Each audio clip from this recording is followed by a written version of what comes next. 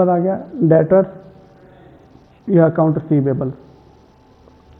When credit sales are made to customers, जब भी credit sales की जाएंगी कस्टमर्स को तो वो डेटर्स को क्रिएशन का सबब बनते हैं। Debtor are the person to whom goods have been sold on credit basis and from whom money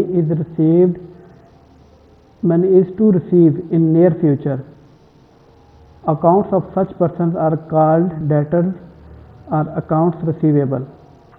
जिस तरह हमने पहले इसमें क्रेडिट सेल के अंदर पढ़ा कि क्रेडिट सेल में अंदर किस तरह होता है कि हमारी सेल आज हो रही होती है, जबकि कैश हमें जो है ना वो मिल रहा होता है 15 दिन बाद या 10 दिन बाद उस सेल के अगेंस्ट।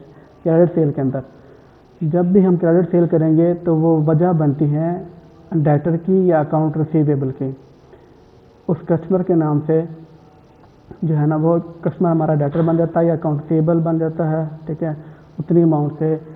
तो ये अब डेटर जो है ना वो कोई भी पर्सन होता है जिसको हम वो चीज़ें यानी कि बेचते हैं, सोल्ड आउट करते हैं ऑन क्रेडिट बेसिस, और जिसकी तरफ से हमें मनी जो है ना रिसीव होनी होती है इन नियर फ्यूचर, यानी कि अनकरीब, यानी कि 10-15 दिन बाद, महीने बाद, सही है।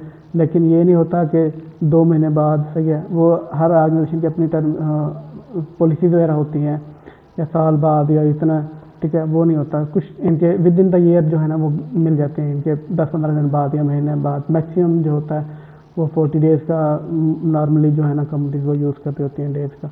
अब अकाउंट्स ऑफ सच पर्सन, अब इस तरह जब एक कस्टमर को सेल क्रेडिट पे सेल आउट की, दूसरे को की, ये सारी मिलके, सही है, जो है ना जितने भी कस्टमर होते हैं, लोग होते हैं, ये डेटर्स कहलाते हैं, ठीक है।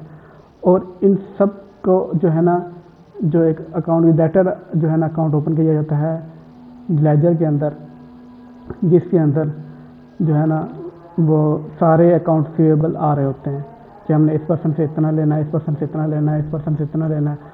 तो ये हमारे डेटर्स कहलाते हैं या अकाउंट रिसीवेबल कहलाते हैं। अब नेक्स्ट देखें तो उसका वो है क्रेडिट और accounts payable. When goods are purchased on credit basis, यानी कि जब भी हम अशिया खरीदेंगे ऑन क्रेडिट बेस पे, यानी कि उधार पे खरीदेंगे, तो वो क्रेडिटर्स या अकाउंट्स पेएबल क्रिएट होते हैं, उसका वजह बनते हैं। Creditor are the person from whom goods have been purchased on a credit basis and to whom money is to be paid in near future. Accounts of such persons are called creditors या accounts payable। अब creditor कोई भी person होता है जिससे हम उधार पे शेयर खरीदते हैं, ठीक है, ऑन क्रेडिट बेसिस पे शेयर खरीदते हैं, और जिसको हमने मनी इन नियर फ्यूचर अदा करनी होती है, तो वो क्रेडिटर्स कहलाते हैं। अब जिस तरह हमने एक कस्टमर से यानी एक सप्लायर से खरीदी अशिया, ठीक है, फिर दूसरे सप्लायर से भी खरीदी, तीसरे से भी खरीदी, ठीक है, डिफरेंट अशिया खरीद रहे हैं हम।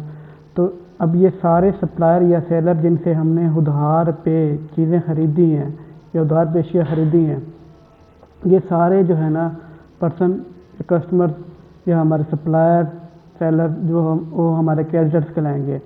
और ये सारे मिल के, सही है, जो अमाउंट होती है फाइनल इनके सम अमाउंट होती है वो अकाउंट्स पेएबल बन जाता है।